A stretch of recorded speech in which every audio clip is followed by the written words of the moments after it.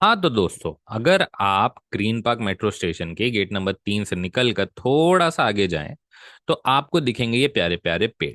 अब मैं ये प्यारे प्यारे पेड़ देखने तो आया नहीं था। मैं आया था Siri Fort sports complex. Siri Fort sports complex ऐसे तो दिल्ली डेवलपमेंट अथॉरिटी मेंटेन करती है, पर आप यहाँ पे काफी सारे अलग अलग तरीके के स्पोर्ट्स खेल सकते हैं, जैसे कि badminton, squash, table tennis, basketball, volleyball, lawn tennis, swimming. यहाँ पे एयर राइफल्स की भी प्रैक्टिस कराई जाती है। वैसे मैं यहाँ पे आया था गोल्फ खेलने के लिए। टाइमिंग की अगर मैं बात करूँ तो सुबह 6 बजे से 10 बजे तक खुला रहता है। शाम को 4 बजे से 9 बजे तक खुला रहता है। और अलग अलग स्पोर्ट्स की अलग अलग एंट्री फी है। कोई एक कॉमन एंट्री फी नहीं देनी होती है। आप जो भी खेलना चाहें वो आप उसके लिए अलग से पे कर सकते हैं। बाकी अगर आप मेंबर हैं तो मेंबरशिप फीस अलग होती है। और जैसे कि मैं आपको दिखा रहा था, एडमिनिस्ट्रेटिव बिल्डिंग थी यहाँ पे। साथ ही साथ अगर आप आगे जाएंगे तो पार्किंग की भी अच्छी व्यवस्था है। अगर आप टू व्हीलर से आते हैं या फोर व्हीलर से आते हैं तो आपको पार्किंग का ऐसा कोई इशू नहीं आएगा। पार्किंग के लिए बहुत ही अच्छी व्यवस्था है। साथ ही साथ अंदर एक रेस्टोरेंट भी है। मैं आपको दिखाऊंगा, पीपल रेस्टोरेंट उसका नाम है। बट द जो सबसे अच्छी चीज है यहाँ पे वो है ये मैप, जहाँ पे आप हर एक चीज देख सकते हैं कि कौन सा स्पोर्ट्स कहाँ पे है। ये थोड़ा सा अंदर जाकर के आपको मिलेगा। होना तो ये एंट्री पे ही चाहिए था दोस्तों, पर अगर आप ध्यान से देखें तो यहाँ पे आपको दिख जाएगा कि स्टार्टिंग में ही आपके पास टेनिस, हॉकी और जो एयर राइफल की जो रेंजेस हैं वो हैं। उसके बाद थोड़ा सा अंदर आओगे आप तो क्रिकेट ग्राउंड है, फिर आपका गोल्फ रेंज है। तो हम, जैसे कि मैंने आपको बताया कि हम गोल्फ खेलने के लिए आए थे, तो गोल्फ के लिए ये आपके पास गोल्फ ड्राइविंग रेंज है। उस मैप से थोड़ा सा ही आगे आगे आइएगा तो आपको गोल्फ ड्राइविंग रेंज मिल जाएगा। और ये आप देख सकते हैं, मैं यहाँ पे ये प्रैक्टिस करने के लिए आता है। ये प्रैक्टिस पिचेस हैं। तो क्लब्स वगैरह ये खुद ही देते हैं, बॉल्स वगैरह ये खुद ही देते हैं। नॉमिनल चार्जेस हैं। अगर आप पहली बार आ रहे हैं तो आपको कोच भी दिया जाएगा। तो हमें लगा था 500 पर पर्सन। मैं और मेरा एक और फ्रेंड गए थे। तो काफ़ी अच्छा था। वो आपको स्टार्टिंग में बताएंगे, सिखाएंगे कि किस तरीके से आपको हिट करना है। और वो 50 के 50 बॉल आप जितना टाइम में चाहो उतना आप स्पेंड करके खेल सकते हो, प्रैक्टिस कर सकते हो। तो खेलने के बाद हम आ गए थे यहाँ इस पीपल कैफे में। आप देख सकते हो काफी अच्छा एम्बियंस था।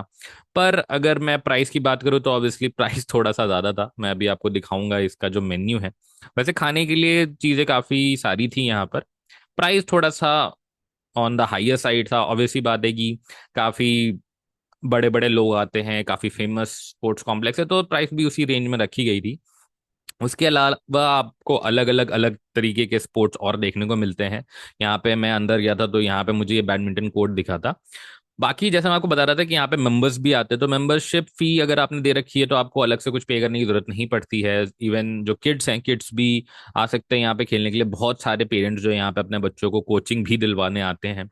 तो खास करके ग्रीन पार्क, हौस खास, ये वाला जो एरिया है, इसके आसपास के जो लोग भी रहते हैं, अगर वो अपने बच्चों को कोई भी स्पेसिफिक किसी स्पोर्ट्स में ट्रेन करना चाहते हैं तो उनके लिए तो बहुत ही अच्छी फैसिलिटी है।